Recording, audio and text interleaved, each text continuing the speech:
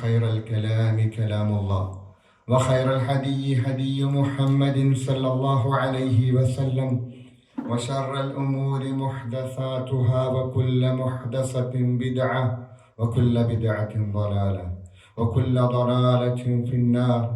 أعوذ بالله من الشيطان الرجيم. بسم الله الرحمن الرحيم. يا أيها الذين آمنوا اتقوا الله حق تقاته ولا تموتن إلا وأنتم مسلمون.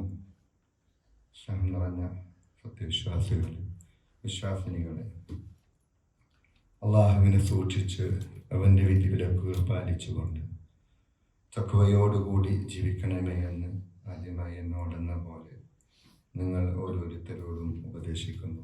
റബ്ബ് അനുഗ്രഹിക്കുമാറാകട്ടെ.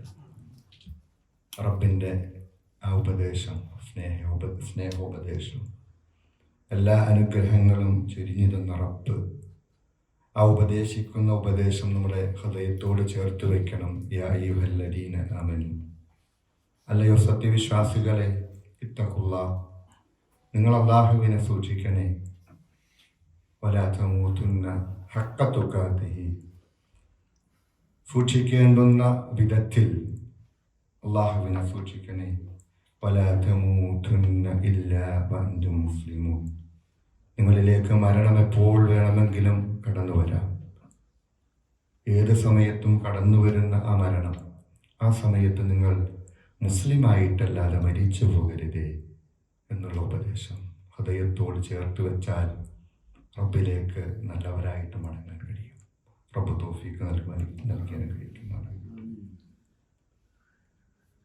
ഒരു വിശ്വാസിയെ സംബന്ധിച്ച് അവൻ്റെ ജീവിതം ഒരു നിമിഷം പോലും നഷ്ടപ്പെടുത്തി കളയാനുള്ളതല്ല. കൃത്യമായി ചിട്ടയോടുകൂടി ജീവിച്ചു തീർക്കേണ്ടതാണ്.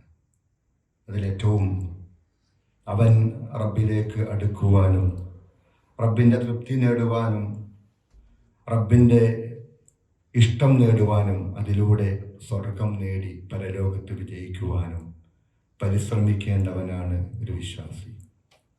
അതിനുവേണ്ടിയായിരിക്കണം ജീവിതം. നമ്മുടെ ഈ ദുനിയാവ്, ആ ദുനിയാവിൽ നമ്മളെല്ലാവരും മത്സരിച്ച് മുന്നേറുന്നവരാണ്, എല്ലാ കാര്യത്തിലും മത്സരിക്കുന്നവരാണ്. എന്നാൽ ഒരു വിശ്വാസിയെ സംബന്ധിച്ച് അവനുള്ള ബാധ്യത ദുനിയാവിലെ മത്സരമല്ല. ഫസ്തബഖുൽ ഖൈറാത്ത്, അള്ളാഹു ഓർമ്മിപ്പിച്ചതുപോലെ ഫസ്തബഖു, നിങ്ങൾ മത്സരിക്കേണ്ടത് ബിൽ ഖൈറാത്ത്, നന്മകൾ ചെയ്തുകൊണ്ടാണ്. എൻ്റെ കൂട്ടുകാരൻ ചെയ്യുന്നതിനേക്കാൾ കൂടുതൽ നമസ്കരിച്ച്, എൻ്റെ കൂട്ടുകാരൻ ചെയ്യുന്നതിനേക്കാൾ കൂടുതൽ നോമ്പ് പിടിച്ച്, എൻ്റെ അയൽപക്കക്കാരനേക്കാൾ കൂടുതൽ ഖുർആൻ പഠിച്ച്, എൻ്റെ മറ്റു അടുത്ത ബന്ധുക്കളെക്കാൾ കൂടുതൽ റബ്ബിനെ ഓർത്തുകൊണ്ട് ദിക്ർ ചെയ്തുകൊണ്ട് എൻ്റെ ജീവിതം നന്നാക്കണം. അതിനൊരു മത്സര ബുദ്ധിയോടുകൂടി, അങ്ങനെ മത്സര ബുദ്ധിയോടുകൂടിയാണ് നിങ്ങൾ ജീവിതം ജീവിച്ചു തീർക്കേണ്ടത്. ദുനിയാവിന് വേണ്ടി മത്സരിക്കാൻ പറഞ്ഞിട്ടില്ല, പക്ഷേ നമ്മളെപ്പോഴോ ഇതെല്ലാം മറന്നു പോകുന്നു. മുസ്ലിം സമൂഹം ദുനിയാവിൻ്റെ മത്സരത്തിലാണ്. എങ്ങനെ കൂടുതൽ നേടാം, അതിന് ഹറാമോ ഹലാലോ ഒന്നും നമുക്ക് മുന്നിൽ ഒരു വിലങ്ങ് തടിയായിട്ടില്ല. എന്തിലേക്കും അല്ലെ, അപ്പുറത്ത് വാങ്ങിച്ച കാറിനേക്കാൾ മികച്ച കാർ എനിക്ക് വേണം. അതിനെന്താ എളുപ്പവഴി? ഇവിടെ ചെല്ലുക, ബാങ്കിലേക്ക് ചെല്ലുക, അവിടെ നിന്നും ലോൺ എടുക്കുക, നല്ല കാർ വാങ്ങിക്കുക. അപ്പുറത്തുള്ള വീടിനേക്കാൾ മികച്ച വീടായിരിക്കണം എൻ്റെത്. എല്ലാത്തിലും മത്സരമാണ്. മത്സരത്തിന് വേണ്ടി ഇറങ്ങിത്തിരിക്കുമ്പോൾ നഷ്ടപ്പെടുന്നത് പരലോകമാണ്. ദുനിയാവിൻ്റെ മത്സരത്തിന് വേണ്ടി ഇറങ്ങിപ്പുറപ്പെടുമ്പോൾ നഷ്ടപ്പെടുന്നത് പരലോകമാണ്. നമ്മൾ ദുനിയാവിന് വേണ്ടി ജീവിച്ച് തീർക്കുന്നവരെ പോലെയാണ് നമ്മൾ ഇപ്പോൾ. പ്രത്യേകിച്ച് മുസ്ലിമീങ്ങൾ കച്ചവടത്തിൽ, വീട് പണിയിൽ, വാഹനത്തിൻ്റെ കാര്യത്തിൽ എന്ന് വേണ്ട, ദുനിയാവിൻ്റെ ഏത് വിഷയത്തിലും അല്ലെ. ഒരു കുട്ടി ഉണ്ടാകുമ്പോൾ അല്ല, നമ്മുടെ മകളെ വിവാഹം ചെയ്ത് അയക്കുന്നതിന് മുമ്പ്, മകനെ കൊണ്ട് വിവാഹം ചെയ്യിപ്പിക്കുന്നതിന് മുമ്പേ പേരക്കുട്ടിയെ കുറിച്ചുള്ള ആ ഒരു സ്വപ്നം എന്താണ്? ദുന്യാവിലെ പദവികൾ നേടുന്നതിനെ കുറിച്ചുള്ള സ്വപ്നങ്ങൾ, അല്ലെ? ഒരു കുട്ടിയെ സ്കൂളിലേക്ക് പറഞ്ഞയക്കുന്നതിന് മുമ്പേ എൻ്റെ കുട്ടി ഡോക്ടറാകണം. എന്താണ് കാരണം? അപ്പുറത്തെ കുട്ടി ഡോക്ടറായിട്ടുണ്ട്. എൻ്റെ കുട്ടി എഞ്ചിനീയർ ആകണം, അല്ലെങ്കിൽ വലിയ ബിസിനസ്സുകാരനാകണം. മറ്റൊന്നും ചിന്തിക്കുന്നില്ല. അതിനു വേണ്ടിയിട്ട് എത്രയാണ് ലോൺ എടുക്കുന്നത്? 50 ലക്ഷം അല്ലെങ്കിൽ 60 ലക്ഷം 70 ലക്ഷം ലോൺ എടുത്തിട്ട് എൻ്റെ കുട്ടിയെ ഡോക്ടറിന് പഠിപ്പിക്കുകയാണ്. എങ്ങോട്ടാണ്? അങ്ങനെ കാര്യം ഇസ്ലാം പറയുന്നില്ല. അള്ളാഹു പരലോകത്തേക്ക് നിങ്ങൾ മത്സരിച്ച് മുന്നേറുമ്പോൾ നിന്റെ ദുന്യാവിലെ നിന്റെ വിഹിതം നീ മറന്നു പോകരുത് എന്ന് പറഞ്ഞാൽ, ദുന്യാവിലും നിനക്ക് വിഹിതമുണ്ട്, എനിക്ക് ചെയ്യേണ്ട കാര്യങ്ങളുണ്ട്, ബാധ്യതകളുണ്ട്, ഇതൊക്കെ ഉണ്ട്. അത് മറക്കരുത്, അത് മറന്നുകൊണ്ടായിരിക്കരുത്. പക്ഷെ ദുന്യാവിന് വേണ്ടിയായി നിങ്ങൾ ദുന്യാവിന് വേണ്ടിയിട്ട് നിങ്ങൾ മത്സരിക്കരുത്, ജീവിക്കരുത് എന്നുള്ള ഓർമ്മപ്പെടുത്തലാണ്. നിങ്ങൾ അങ്ങനെയായിരിക്കണം. നബി സല്ലല്ലാഹു അലൈഹി വസല്ലമ പറഞ്ഞു, നിങ്ങൾ സൂക്ഷിക്കണം. അന്ന റസൂലുള്ളാഹി സ്വല്ലല്ലാഹു അലൈഹി വസല്ലം ഖാല, പ്രവാചകൻ സ്വല്ലല്ലാഹു അലൈഹി വസല്ലമ പറഞ്ഞു, ബാദിറു ബിൽ അഅമാൽ, നിങ്ങൾ നന്മകൾ ചെയ്തുകൊണ്ട് മുന്നേറുക, മത്സരിച്ചു മുന്നേറുക. എന്തിനു മുമ്പ്?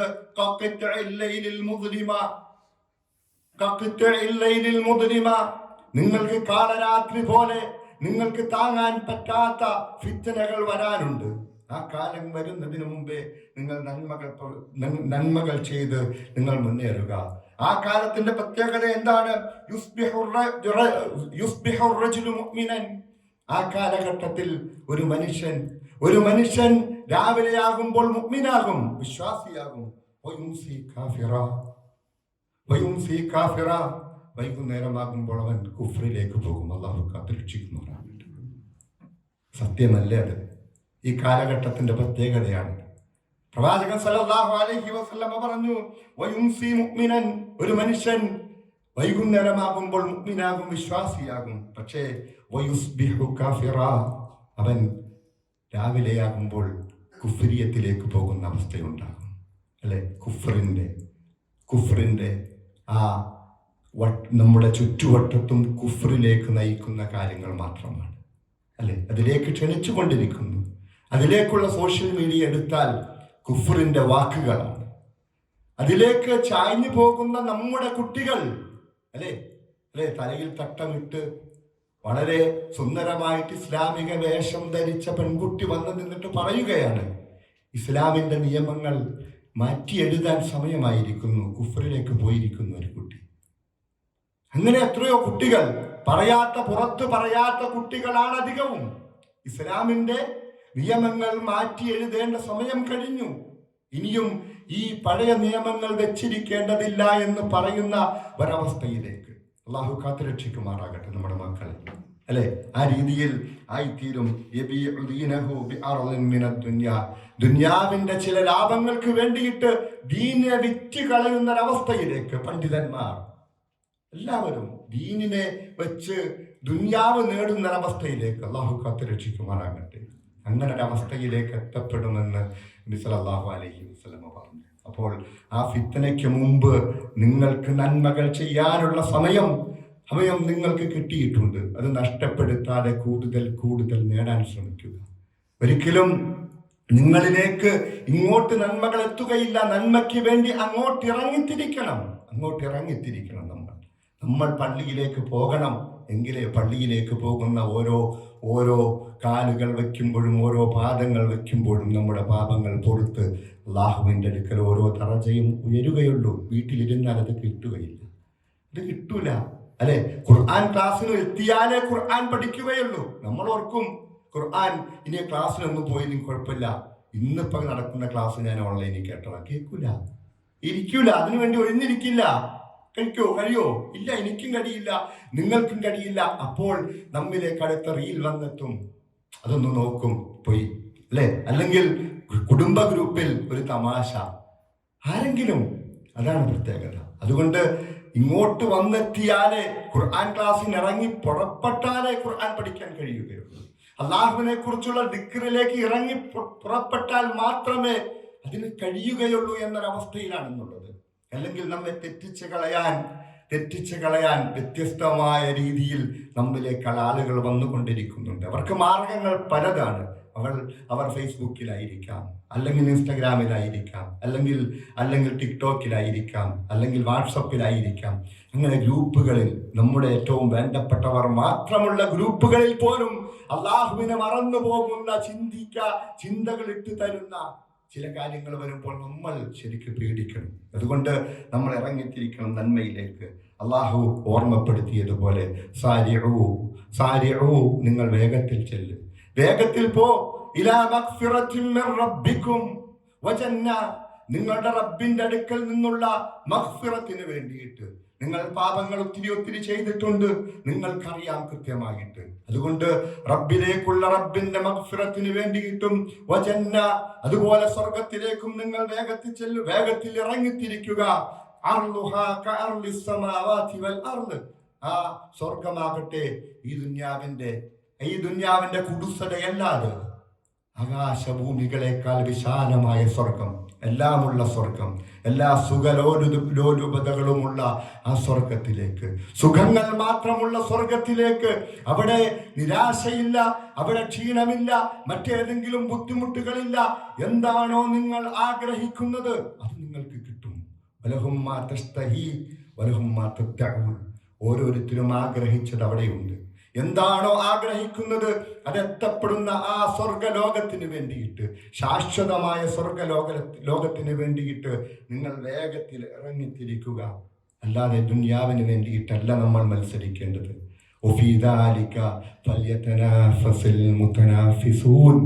നിങ്ങൾ വാശി പിടിക്കുന്നുണ്ടോ?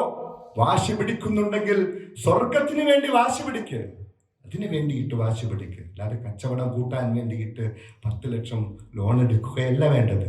വാഹനം നന്നാക്കാൻ വേണ്ടിയിട്ട് 15 ലക്ഷം ലോൺ എടുക്കുകയല്ല വേണ്ടത്. വീടിൻ്റെ മാർബിൾ മാറ്റി അവിടെ ഗ്രാനൈറ്റ് കൊണ്ടുവരാൻ വേണ്ടിയിട്ട് ലോൺ എടുത്ത് പണിതാൽ വാങ്ങുന്നവനും കൊടുക്കുന്നവനും വാങ്ങുന്നവനും ഇടയിൽ നിൽക്കുന്നവനും അതിനു വേണ്ടി എഴുതാൻ നിൽക്കുന്നവനും കുല്ലുഹും സവാ, എല്ലാവരും ഒരുപോലെയാണ്. അള്ളാഹുവിന്റെ റസൂൽ, അള്ളാഹുവിന്റെ ശാപമുള്ളവരാണ്. അള്ളാഹു രക്ഷിക്കുമാറാകട്ടെ.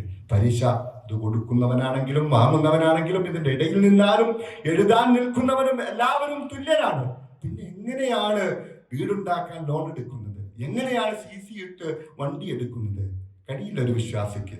എന്തുറപ്പാണുള്ളത്? അതെല്ലാം ഉപയോഗിക്കാമെന്ന് എന്തുറപ്പാണുള്ളത്? അല്ലെ, നമ്മളിങ്ങനെ നമുക്കൊരു ഗുണപാഠവുമില്ല, മറ്റുള്ളവർക്ക് ഗുണപാഠം പഠിപ്പിച്ചു കൊടുക്കുക നമ്മുടെ പരിപാടി അല്ലേ? ഓരോ വിഷയങ്ങൾ വരുമ്പോൾ എഴുതി വിടുകയാണ്, ഇതിൽ ഗുണപാഠമുണ്ട്. അല്ല, വിശ്വാസികൾക്കാണ് ഗുണപാഠമുള്ളത്. നിങ്ങൾക്ക് ഓരോരുത്തർക്കും, നമുക്ക് ഓരോരുത്തർക്കും, ഓരോ വിശ്വാസിക്കും ഗുണപാഠമാണുള്ളത്. അമേരിക്കയിലുണ്ടായ തീ, ഇതിനെക്കുറിച്ച് പറയുമ്പോൾ വാചാലരാണ് എല്ലാവരും. സോഷ്യൽ മീഡിയയിൽ പിടിച്ചു, ഫലസ്തീനികളെ, കുട്ടികളെ കൊന്നു, അതുകൊണ്ട് തന്നെ പിടുത്തമുണ്ടായി എന്നെല്ലാം എഴുതി വിടുകയാണ്. ഇവൻ എവിടെയായിരിക്കുന്നത്? ജമാഅത്ത് നമസ്കരിക്കാൻ പോകാതെ കൃത്യമായിട്ട് നമസ്കാരത്തിന്റെ സമയത്ത് അള്ളാഹു പറഞ്ഞു, പ്രവാചകൻ സല്ലല്ലാഹു അലൈഹി വസല്ലമ പറഞ്ഞതുപോലെ ഏറ്റവും ശ്രേഷ്ഠമായ കർമ്മം നമസ്കാരത്തിന്റെ ആദ്യ വഖത്തിൽ അത് നിർവഹിക്കുന്നതാണ്. അത് പള്ളിയിൽ പോയി നിർവഹിച്ചാൽ 27 ഇരട്ടി പ്രതിഫലമുണ്ട്. ഇതെല്ലാം പറഞ്ഞ അവനതൊന്നും ശ്രദ്ധിക്കാതെ അമേരിക്കയിലെ തീപിടുത്തത്തിന്റെ താഴെ കമന്റ് ചെയ്യുകയാണ്, ഇത് ഫലസ്തീനിലെ കുട്ടികൾക്ക് വേണ്ടിയിട്ടാണ്. അവന്റെ ജീവിതത്തിൽ ഒരിക്കൽ പോലും ആ കുട്ടികൾ അവിടെ കഷ്ടപ്പെട്ടപ്പോൾ, ആ കുട്ടികൾ അവിടെ കിടന്ന് ദാരിദ്ര്യത്തിൽ പെട്ടപ്പോൾ, അവിടെ അന്നും സലാമത്തും അവരുടെ സുരക്ഷിതത്വവും നഷ്ടപ്പെട്ടപ്പോൾ ഒരിക്കലെങ്കിലും അവന്റെ കൈ ഉയർത്തിക്കൊണ്ട് അല്ലാഹുവേ, ഫലസ്തീനിലെ കുട്ടികൾക്ക്, ഫലസ്തീനിലെ പെണ്ണുങ്ങൾക്ക്, ഫലസ്തീനിലെ ആളുകൾക്ക് അല്ലാഹുവേ നീ സുരക്ഷിതത്വം നൽകണേ എന്ന് ഒരിക്കൽ പോലും ദുആ ചെയ്യാത്തവനും എഴുതിവിടും.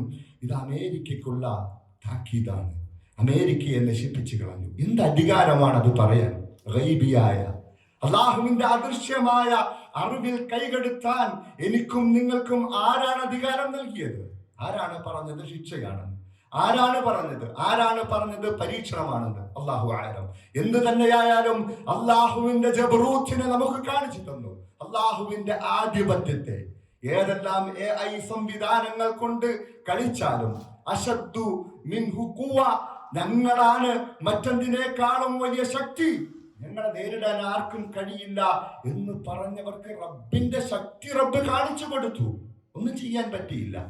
അവർ ദിവസങ്ങളോളം ഒന്നും ചെയ്യാൻ പറ്റാത്ത രീതിയിൽ എന്നാ ഒരു കുറഞ്ഞ ഏരിയയിൽ മാത്രം പിടിച്ച തീ അല്ലെ, ആ തീയെ കുറിച്ചൊന്ന് ചിന്തിച്ചു നോക്കി.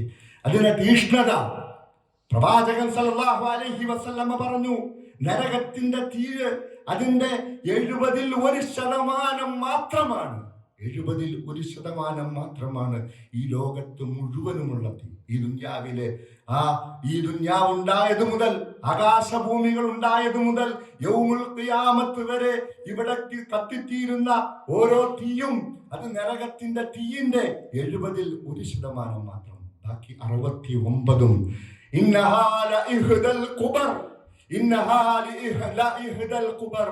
അത് വല്ലാത്തൊരു കാര്യം തന്നെയാണ്. നരകം. ആ നരകത്തിൽ ബാക്കി 69 തീയുണ്ട്. അതിൽ നിന്ന് രക്ഷപ്പെടാനുള്ള മാർഗം എന്തെന്നല്ല തീ കണ്ടപ്പോൾ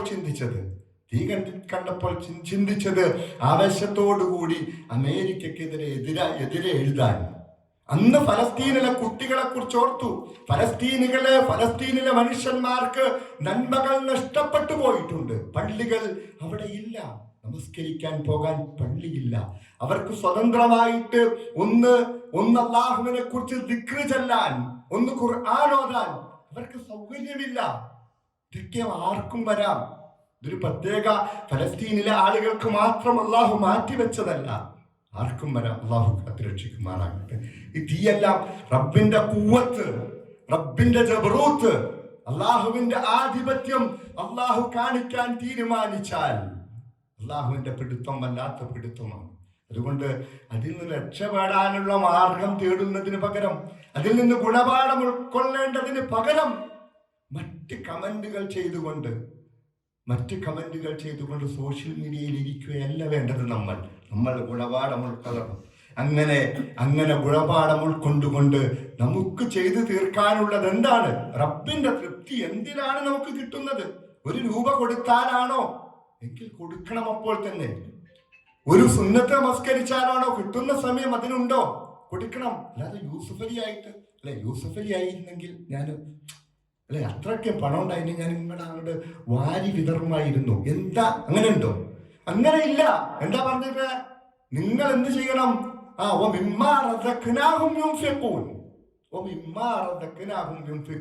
നിങ്ങൾക്ക് 1000 തന്നിട്ടുണ്ടെങ്കിൽ അതിൽ നിന്ന് നിങ്ങൾ ചിലവഴിക്ക്. നിങ്ങൾ യൂസുഫ് അലി ആയിട്ട് ചിലവഴിക്കാൻ നിൽക്കണ്ട, നിങ്ങളല്ലെങ്കിൽ അംബാനിയായിട്ട് ചിലവഴിക്കാൻ നിൽക്കേണ്ട.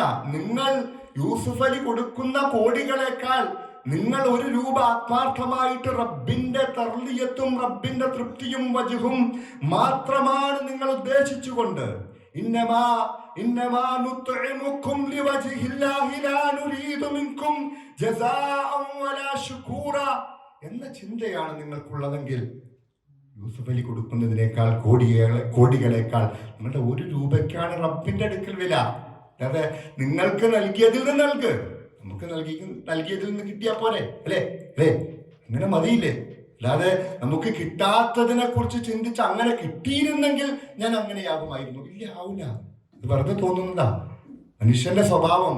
പ്രവാചകൻ സല്ലല്ലാഹു അലൈഹി വസല്ലം പറഞ്ഞല്ലോ, അവനൊന്ന് കിട്ടിയാൽ, ഒരു വാടി സ്വർണം കിട്ടിയാൽ രണ്ടാമത്തത് ആഗ്രഹിക്കും.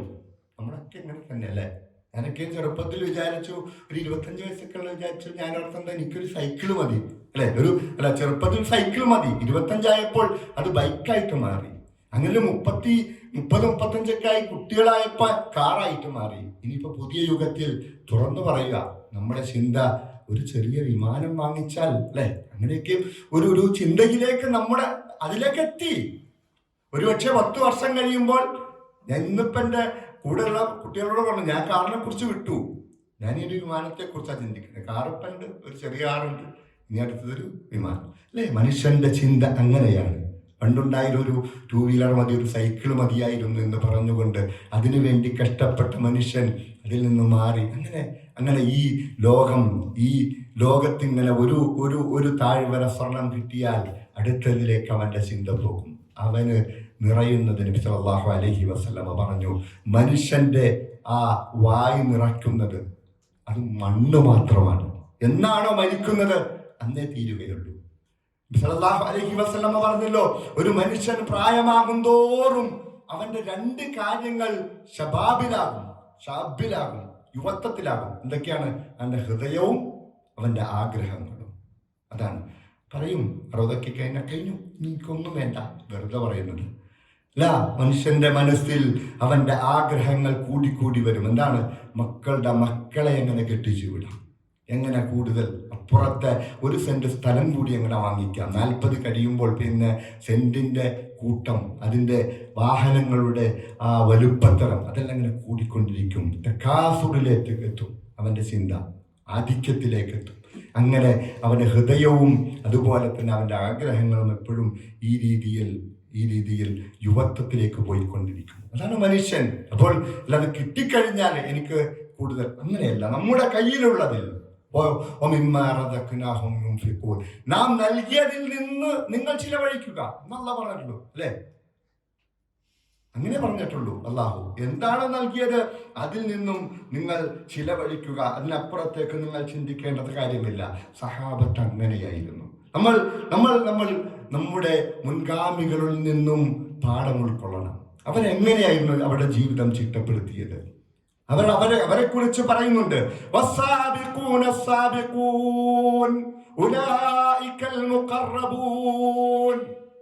മത്സരിച്ച് മുന്നേറിയവർ, അവർക്കുള്ളതാണ് അള്ളാഹുവിന്റെ അടുക്കലുള്ള ഖരീബത്ത്. റബ്ബിന്റെ അടുക്കൽ സമീപസ്ഥനാകുന്നത് മത്സരിച്ച് മുന്നേറുന്നവരാണ്.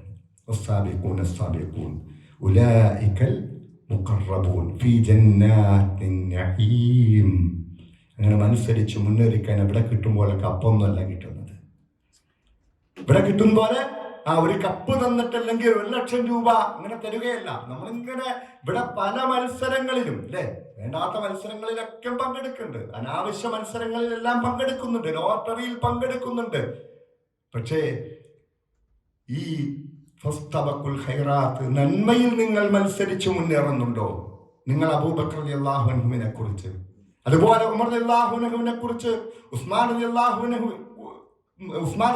അൻഹുവിനെ പോലെ, അതുപോലെ അലി റളിയല്ലാഹു അൻഹുവിനെ പോലെ അവരെയെല്ലാം നിങ്ങൾ നിങ്ങളുടെ ജീവിതത്തിൽ ആ മാതൃകാ പുരുഷന്മാരായി കൊണ്ടുവന്നുകൊണ്ട് നിങ്ങൾ നന്മയിൽ മുന്നേറാൻ നിങ്ങൾ തീരുമാനിക്കുന്നുണ്ടോ? ലൻ തനാലുൽ ബിർറ ഹത്താ തുൻഫിഖൂ മിമ്മാ തുഹിബ്ബൂൻ. നിങ്ങൾക്ക് നന്മ നേടാൻ കഴിയുകയില്ല, ബിർറ് പുണ്യം നിങ്ങൾക്ക് നേടാൻ കഴിയുകയില്ല, ഹത്താ തുൻഫിഖൂ മിമ്മാ തുഹിബ്ബൂൻ, നിങ്ങൾക്ക് ഇഷ്ടപ്പെട്ട മാല് നിങ്ങൾ ചിലവഴിക്കുന്നത് വരെ എന്ന് പറഞ്ഞപ്പോ നമ്മള് ഈ ആയത്ത് എത്ര പ്രാവശ്യം കേട്ടിട്ടുണ്ടല്ലേ? എന്തൊക്കെ ഇഷ്ടപ്പെട്ട കാര്യങ്ങളുണ്ട് നമ്മുടെ കയ്യിൽ. നമ്മളെപ്പോഴെങ്കിലും അള്ളാന്റെ മാർഗത്തിൽ കൊടുത്തിട്ടുണ്ടോ? പള്ളി പണിയാൻ, അല്ലെങ്കിൽ ഒരു ഫലസ്തീനിലെ മക്കൾക്ക് വേണ്ടിയിട്ട്, അല്ലെങ്കിൽ അനാഥയ്ക്ക് വേണ്ടിയിട്ട് അള്ളാഹു ചിലവഴിക്കണമെന്ന് പറഞ്ഞ റബ്ബിന്റെ മാർഗത്തിൽ എപ്പോഴെങ്കിലും നമുക്ക് ഇഷ്ടപ്പെട്ടത്, ഏറ്റവും ഇഷ്ടപ്പെട്ട ധനം കൊടുത്തിട്ടുണ്ടോ? എന്ന് സഹാബത്ത് കൊടുത്തിട്ടുണ്ട്. അതായിരുന്നു അവരതായിരുന്നു, അല്ലെ? ഈ ആയത്തിറങ്ങിയപ്പോൾ തന്നെ തൽഹാ റളിയല്ലാഹു അൻഹു എന്താ ചെയ്തത്? എനിക്ക് ഏറ്റവും ഇഷ്ടപ്പെട്ട ബൈറുഹാ തോട്ടാണ്. ഏറ്റവും മദീനയിലെ ഏറ്റവും മുന്തിയ തരം, ഏറ്റവും രുചികരമായ ഈത്തപ്പഴം കിട്ടുന്ന തോട്ടമാണ് എനിക്കിഷ്ടം പ്രവാചകരെ. കേൾക്കുകയാണ്. അവിടെ ഇല്ല. സല്ലല്ലാഹു അലൈഹി വസല്ലമയ്ക്ക് വഹി ഇറങ്ങുമ്പോൾ തൽഹാ റളിയല്ലാഹു അൻഹു അവിടെ ഇല്ല. കേട്ട പാടി ഓടി വന്നിട്ട് നബി സല്ലല്ലാഹു അലൈഹി വസല്ലമയ്ക്ക് ബൈറുഹാ തോട്ടം, ഇതാ റബ്ബിന്റെ മാർഗത്തിൽ എനിക്ക് ഏറ്റവും ഇഷ്ടപ്പെട്ട, എനിക്ക് പുണ്യം വേണം, ബിർറ് വേണം. കാരണം എന്താ? അടുത്ത നിമിഷം ഇതിൽ നഷ്ടപ്പെട്ടു പോകുന്ന ആ ബോധം അവർക്കുണ്ടായിരുന്നു. മരിച്ചു പോകും, എനിക്കില്ല, പിന്നെ എന്തിനാ? എനിക്ക് ഏറ്റവും വേണ്ടത് പുണ്യമാണ്.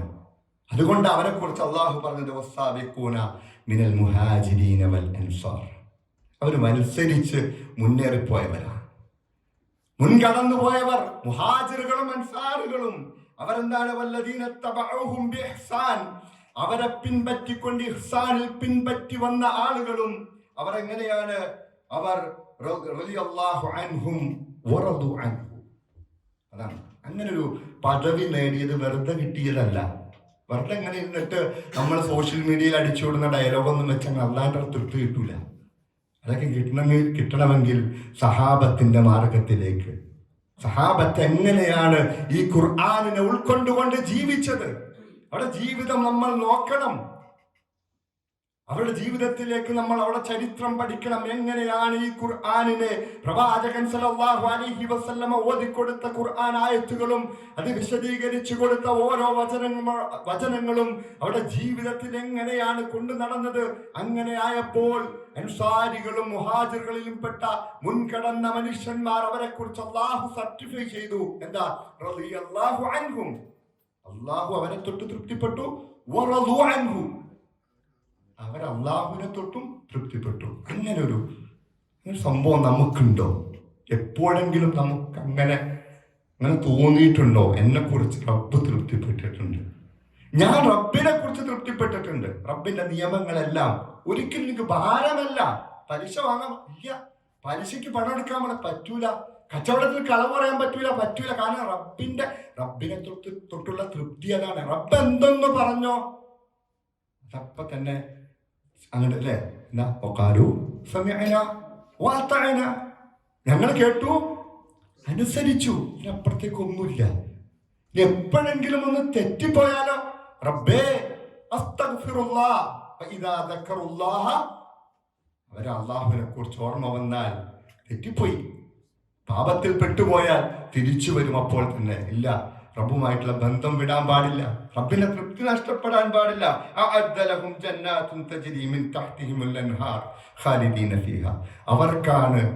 അവർക്കാണ് താഴ്വരയിലൂടെ പുഴകൾ ഒഴുകുന്ന ആ സ്വർഗം അള്ളാഹു ഒരുക്കി വെച്ചിരിക്കുന്നത്. അള്ളാഹു തൗഫീഖ് നൽകി അനുഗ്രഹിക്കുമാറാകട്ടെ.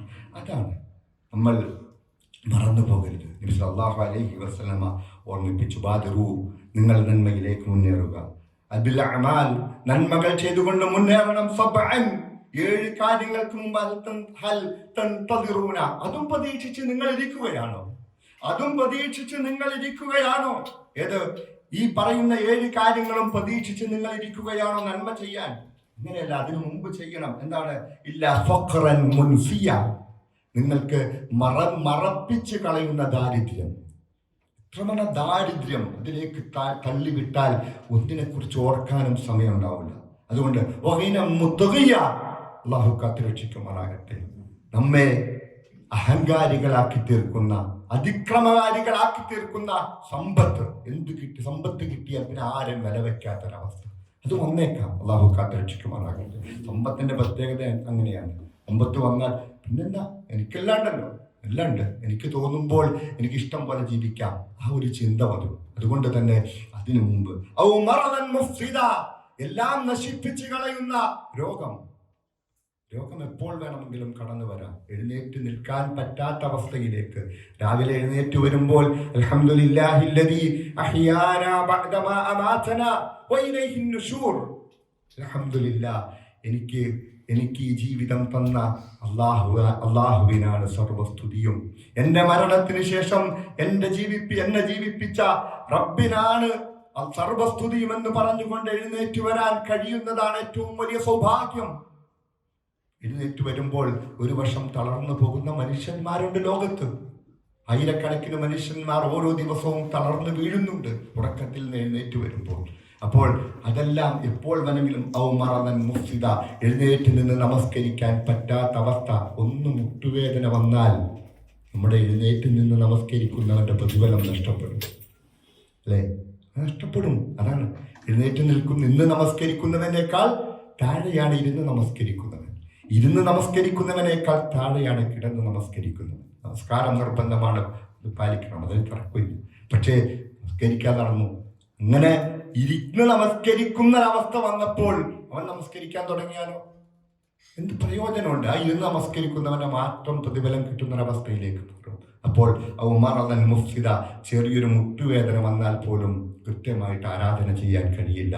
അതുകൊണ്ട് നാശകാരിയായ ആ രോഗം വരുന്നതിന് മുമ്പ് ഒരു ലോകത്തെ മുഴുവൻ പിടിക്കുന്ന, ഒരു സമൂഹത്തെ മുഴുവൻ പിടിക്കുന്ന, അല്ലെങ്കിൽ വ്യക്തിപരമായിട്ട് പിടിക്കുന്ന രോഗം വരുന്നതിന് മുമ്പ്, ഔ മറദൻ മുഫ്സിദ ഔ ഹറമൻ മുഫ്തിദ, പിച്ചും പേയും പറയുന്ന വാർദ്ധക്യത്തിന് മുമ്പ് നിങ്ങൾ നന്മകളിൽ മുന്നേറുക. ഔ മൗതൻ മുജ്ഹിസ, അതുപോലെ പെട്ടെന്ന് വരുന്ന മരണം, ഇപ്പോൾ വേണമെങ്കിലും കടന്നു വരാം മരണം. ആ മരണത്തിന് മുമ്പ് നിങ്ങൾ നന്മകൾ ചെയ്യുക. അന്ത്യനാളിന് മുമ്പ് ഏറ്റവും കൈപ്പേറിയതാണ്, ഏറ്റവും മോശപ്പെട്ട സംഗതിയാണ് എന്ന് പറഞ്ഞാൽ സാഅത്ത് താങ്ങാൻ കഴിയുകയില്ല, ഇതിനേക്കാൾ വലിയ തീകളായിരിക്കും. അതുകൊണ്ട് തന്നെ അതിനു മുമ്പ് നിങ്ങൾ ചെയ്യുക. അങ്ങനെയായിരുന്നു സഹാബത്ത്. വല്ലദീന യുഅ്തൂന മാ ആതൗ വഖുലൂബുഹും, സഹാബത്തിന്റെ രീതിയെ നമ്മൾ മനസ്സിലാക്കണം. വല്ലദീന യുഅ്തൂന മാ ആതൗ വഖുലൂബുഹും വജിലത്തുൻ അന്നഹും ഇലാ റബ്ബിഹിം റാജിഊൻ. വല്ലദീന യുഅ്തൂന മാ ആതൗ, അവർക്ക് നൽകിയതിൽ നിന്നും അവർ നൽകുക തന്നെ ചെയ്യും. ധാരാളമായിട്ട് സദഖ ചെയ്തു, നമസ്കരിച്ചു, നോമ്പ് പിടിച്ചു, ഹജ്ജ് ചെയ്തു, പക്ഷേ വഖുലൂബുഹും വജിലത്തുൻ, അവരുടെ ഹൃദയങ്ങൾ ഇങ്ങനെ പടപടാപടക്കുകയാണ്. അന്നഹും ഇലാ റബ്ബിഹിം റാജിഊൻ, അന്നഹും ഇലാ റബ്ബിഹിം റാജിഊൻ, റബ്ബിലേക്ക് മടക്കപ്പെടും, അവിടെ ചോദ്യം ചെയ്യപ്പെടും. അവിടെ ചെല്ലുമ്പോൾ തന്നെ നമസ്കാരം നഷ്ടക്കാരായി പോയി കഴിഞ്ഞാൽ, നമസ്കരിച്ചിട്ടും നഷ്ടം സംഭവിച്ചാൽ, നോമ്പ് പിടിച്ചിട്ടും നഷ്ടം സംഭവിച്ചാൽ, സദഖ ചെയ്തപ്പോൾ എപ്പോഴെങ്കിലും എൻ്റെ മനസ്സിൽ ഞാൻ വലിയ ദാനധർമ്മം ചെയ്യുന്നവനാണെന്നുള്ള തോന്നലുണ്ടായി പോയിട്ടുണ്ടെങ്കിൽ, റബ്ബേ നഷ്ടപ്പെട്ടു പോയല്ലോ, അങ്ങനെ ചിന്തിച്ചുകൊണ്ട് അവിടെ ഹൃദയങ്ങളെ പടയ്ക്കും. അതെങ്ങനെയാ നബി സല്ലല്ലാഹു അലൈഹി വസല്ലമ പറഞ്ഞത്? ഈ ആയത്ത് ഇറങ്ങിയത് സഹാബാക്കളെ കുറിച്ചാണ്. അവർ നമസ്കരിച്ചു, നോമ്പ് പിടിച്ചു, സകാത്ത് കൊടുത്തു, ഹജ്ജ് ചെയ്തു, സൽക്കർമ്മങ്ങളെല്ലാം ചെയ്തു, പക്ഷേ അവിടെ ഹൃദയത്തിൽ പേടിയാണ്. അല്ലാ യഖ്ബല മിൻഹും, എന്നിൽ നിന്ന് സ്വീകരിക്കപ്പെടാതെ പോകുമോ എന്നുള്ള പേടിയാണ്.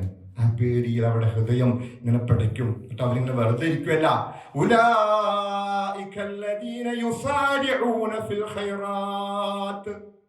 അങ്ങനെ പേടിച്ചിട്ട് എന്താ ചെയ്യുന്നത്? അവർ വീണ്ടും വീണ്ടും നന്മയിലേക്ക് ഇങ്ങനെ മുന്നേറും, സ്പീഡിൽ പോകും നന്മയിലേക്ക്. അതിലവർ മത്സരിച്ച് മുന്നേറും. അതായിരുന്നു അബൂബക്കർ റളിയല്ലാഹു അൻഹു, അതായിരുന്നു ഉമർ റളിയല്ലാഹു അൻഹു, അതായിരുന്നു ഉസ്മാൻ റളിയല്ലാഹു അൻഹു, അല്ലെ, അതായിരുന്നു ഹൻളല റളിയല്ലാഹു അൻഹു, അല്ലെ. ആ കിടപ്പറയിൽ നിന്നും തൻ്റെ ആ ഏറ്റവും പ്രധാനപ്പെട്ട, ഏറ്റവും ഇഷ്ടപ്പെട്ട, ഏറ്റവും സുന്ദരമായ മധുരമുള്ള ആദ്യ രാത്രിയുടെ ആ ദിനത്തിൽ നിന്നും യുദ്ധക്കാഹളത്തിലേക്ക് പോയിട്ട്, ഉഹദിലേക്ക് പോയിട്ട്, ഉഹദിൽ ഷഹീദായ അവിടെ ചരിത്രം നമ്മൾ പഠിക്കണം. അവർക്ക് എന്തായിരുന്നു? അവർ അതിൽ മത്സരിച്ച്, എനിക്ക് സ്വർഗം വേണം, എനിക്ക് ഷഹീദാകണം, സ്വർഗമാണ് എനിക്ക് വേണ്ടത്. ആ ചിന്തയാണ് അവരെ നയിച്ചത്. അവരിൽ നിന്നും പാഠം ഉൾക്കൊള്ളുകൊണ്ട് നമ്മുടെ ജീവിതത്തെ ചിട്ടപ്പെടുത്തുക. എല്ലാ സോഷ്യൽ മീഡിയകളിൽ നിന്നും നമ്മുടെ നമുക്ക് ഏറ്റവും ആവശ്യമുള്ളത് മാത്രം നമ്മൾ ഉപയോഗിച്ചിട്ട് ബാക്കിയെല്ലാം മാറ്റി വെച്ചേക്ക്. കാര്യമില്ല, ഒരു കാര്യവുമില്ല. അതെല്ലാം മാറ്റിവെച്ച് കിട്ടുന്ന സമയം നന്മകളിൽ വ്യാപൃതനാവുക, നന്മയിലേക്ക് ഇറങ്ങിത്തിരിക്കുക. നിങ്ങൾ ഇറങ്ങിത്തിരിക്കുക. മത്സരിച്ച് മുന്നേറുക. മറ്റുള്ളവർ കാറ് വാങ്ങിക്കട്ടെ, നമുക്കുള്ളത് മതി. മറ്റുള്ളവർ വീട് പണിയട്ടെ, നമുക്കുള്ളത് മതി. മറ്റുള്ളവരെ നോക്കുന്നത് എന്തിനാ? നമുക്കുള്ളത് മതി. നമ്മുടെ കയ്യിലുള്ളത് വെച്ചിട്ട് അള്ളാഹുവിനെ ഭയപ്പെട്ടുകൊണ്ട് ഹറാമിന്റെ രീതിയിൽ പോകാതെ കച്ചവടം ചെയ്യട്ടെ. അവർ വീണ്ടും ലോണെടുത്ത് ചെയ്യട്ടെ. ഇങ്ങനെ ചെയ്യട്ടെ. നമ്മൾക്കോ വേണ്ട, ഇതിലേക്ക് പോകണ്ട. ഇതിലേക്കൊന്നും പോയി ലോൺ എടുത്ത് നമ്മൾ കച്ചവടം ചെയ്ത് നന്നാക്കണ്ട. ലോൺ എടുത്ത് മക്കളെ പഠിപ്പിക്കണ്ട. ഹറാമ് കൊണ്ടാണ് പഠിപ്പിക്കുന്നത്. പഠിപ്പിക്കണ്ട. മക്കൾ എങ്ങനെ നന്നാകും? അവരെ കുറിച്ച് എങ്ങനെയാണ് നമ്മൾ പറയുന്നത്?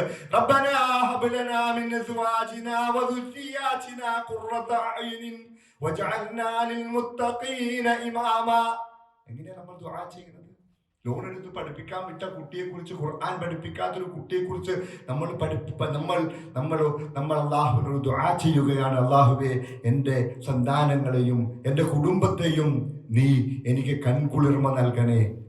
അവരെ മുത്തഖീങ്ങൾക്ക് ഇമാമാക്കി തീർക്കണേ. ഇങ്ങനെയുണ്ട്, ചിന്തിച്ചു നോക്കി. അപ്പൊ നമ്മൾ അതിനു വേണ്ടി നിൽക്കണ്ട, നന്മയിൽ മുന്നേറുക. നന്മ മാത്രം ചെയ്യുക. കിട്ടുന്ന അവസരം നഷ്ടപ്പെടുത്താതെ നിങ്ങൾ നിങ്ങൾക്ക് ഒരു കാരക്ക ചീളാണ് നിങ്ങളുടെ കയ്യിലുള്ളതെങ്കിൽ അത് നിങ്ങൾ നരകത്തെ തൊട്ട് കാത്തു സൂക്ഷിക്കാൻ വേണ്ടിയിട്ട് അത് ദാനം ചെയ്യേ. 1 രൂപയാണ് കൊടുക്കാൻ കഴിയുകയുള്ളൂ. ഇത് കൊടുത്തേച്ചാൽ മതി. ഉണ്ടായിട്ട് കൊടുക്കാമെന്ന് വിചാരിക്കേണ്ട. 10 ഉണ്ടെങ്കിൽ 1 രൂപ കൊടുക്കുക, 1000 ഉണ്ടെങ്കിൽ 100 രൂപ കൊടുക്കുക. അങ്ങനെ ആ രീതിയിൽ ജീവിതം ചിട്ടപ്പെടുത്തുക, നന്മകൾ ചെയ്യുക, ദിക്റുകൾ ചൊല്ലുക, അള്ളാഹുവിനെ കുറിച്ച് ഓർക്കുക, ഖുർആൻ പഠിക്കുക. ഒരായത്തെങ്കിലും റബ്ബ് എന്താണ് എന്നോട് പറഞ്ഞിരിക്കുന്നത്, ഇന്നേ ദിവസം റബ്ബ് എന്നോട് എന്താണ് പറഞ്ഞിരിക്കുന്നത് എന്ന് ഒരായത്തെങ്കിലും ഓതിയിട്ട് എന്താണ് റബ്ബ് ഇതിലൂടെ എനിക്ക് നൽകിയിരിക്കുന്ന സന്ദേശം, നമ്മോട് സംസാരിച്ചതാണ്. കലാമുല്ലാഹ്, അള്ളാഹുവിന്റെ കലാമാണിത്. ഇത് വ്യാഴാഴ്ച നമുക്ക് ക്ലാസ് ഉണ്ട്. ഇവിടെ വന്നിരുന്നാൽ പഠിക്കാം. എന്ത് സുഖാണ് പഠിക്കാൻ, എത്ര സൗകര്യങ്ങളാണ്. ഇനി റബ്ബിന്റെ അടുക്കൽ എന്ത് ഉത്തരം നമ്മൾ പറയാനുള്ളത്? എന്ത് പറയും? എന്ത് കാരണം ബോധിപ്പിക്കും? ഖുർആൻ പഠിക്കാത്തതിന്റെ പേരിൽ, റബ്ബിന്റെ കലാമ് പഠിക്കാത്തതിന്റെ പേരിൽ, എന്താണ് അതിലുള്ളത് എന്ന് നമ്മൾ മനസ്സിലാക്കാത്തതിന്റെ പേരിൽ റബ്ബിന്റെ അടുക്കൽ എന്ത് ഉദറാണ് നമ്മൾ പറയുന്നത്? നമ്മുടെ മക്കളെ കുറിച്ച് എന്ത് ഉദറ് പറയും? മക്കളെ എങ്ങനെ പഠിപ്പിക്കാൻ എനിക്ക് സാഹചര്യം ഇല്ലായിരുന്നു, പറയാൻ പറ്റുമോ? എത്ര സംവിധാനങ്ങളാണ് അല്ലെ? ആളുകൾ ഫ്രീ ആയിട്ട് 50 ലക്ഷവും 60 ലക്ഷവും 70 ലക്ഷവും ഒന്നും മുടക്കണ്ട, ഫ്രീ ആയിട്ട് പഠിപ്പിച്ചു തരും. ഡോക്ടറേക്കാൾ ഖൈറുക്കും മൻ തഅല്ലമൽ ഖുർആന വഅല്ലമഹു. നിങ്ങളിൽ ഏറ്റവും ഉത്തമൻ ഡോക്ടറായവനല്ല, ശാസ്ത്രജ്ഞനായവനല്ല, ഏതെങ്കിലും എഞ്ചിനീയർ അല്ല, അല്ലെങ്കിൽ വലിയ ബിസിനസ് സാമ്രാജ്യങ്ങൾ കെട്ടിപ്പടുക്കുന്നവരല്ല. ഖൈറുക്കും, എന്താ സംശയമുണ്ടോ? അള്ളാഹുവിന്റെ വഹ്യ് മുഖേന പ്രവാചകൻ സല്ലല്ലാഹു അലൈഹി വസല്ലമ പറഞ്ഞതിൽ എന്തെങ്കിലും സംശയമുണ്ടോ? ഖൈറുക്കും, നിങ്ങളിൽ ഏറ്റവും ഉത്തമൻ, ഏറ്റവും ഉന്നതമായ പദവി അലങ്കരിക്കുന്നവൻ, മൻ തഅല്ലമൽ ഖുർആന വഅല്ലമഹു, ഖുർആൻ പഠിക്കുന്നവനും പഠിപ്പിക്കുന്നവനുമാണ്. എന്തിനെ പറ്റൂലേ? നമുക്ക് ഹൈറാവണ്ടേ, നമുക്ക് ഹൈറലാകണ്ടേ, നമ്മുടെ മക്കൾ ഹൈറലാകണ്ടേ? മക്കളെ പഠിപ്പിക്കാനുള്ള സാഹചര്യം നാട്ടിൽ ഒരുക്കണം.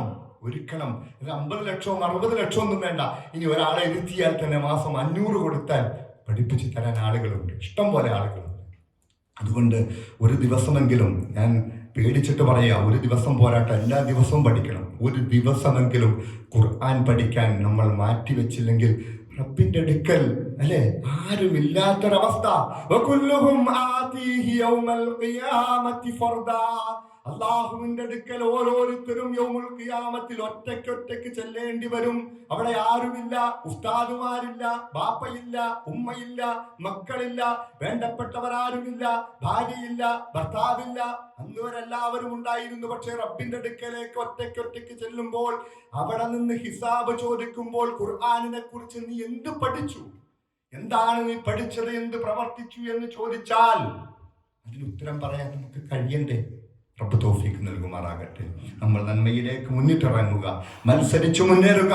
ഈ സംവിധാനങ്ങൾ, ഇതിനു വേണ്ടി പ്രവർത്തിക്കുന്നവർ, ഇതിന്റെ മുന്നിൽ നിൽക്കുന്നവർ, അല്ലാഹു അവർക്ക് എല്ലാവിധ തൗഫീഖും നൽകി അനുഗ്രഹിക്കുമാറാകട്ടെ. ഇവിടെ ജീവിതത്തിൽ ബറക്കത്ത് നൽകി അനുഗ്രഹിക്കുമാറാകട്ടെ.